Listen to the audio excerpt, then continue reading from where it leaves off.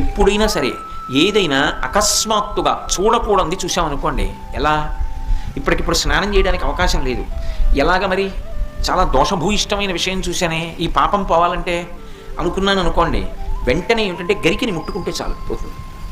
తీవ్రమైనటువంటి పీడకలు వచ్చిందనుకోండి, ఆ పీడకల పరిహారం అవ్వాలనుకోండి ఏ అభిషేకమో చేయించుకోవాలి. శక్తి లేదనుకోండి మీరు అన్ని పూజలు చేయించుకున్నట్టే.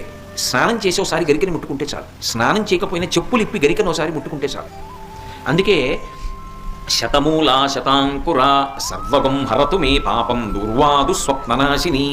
ఓ శతమూలా శతాంకుర, నువ్వు అనేకమైన వేర్లతో ముందుకెడుతుంటావు, అటువంటి అంకుర నిన్ను ముట్టుకుంటున్నాను. దీనివల్ల ఏమవుతోంది? సర్వగం హరతు మే పాపం, నా పాపములన్నీ పోతున్నాయి. దుస్వప్ననాశిని, దుస్వప్నములు పీడకల యొక్క ఫలితము పోతోంది. అటువంటి గరిక విఘ్నేశ్వరుడి పాదముల మీద వేసి తీసి కళ్ళకద్దుకుని తల మీద పెట్టుకున్నారనుకోండి, విఘ్నములన్నింటినీ కూడా తీసేస్తాడు.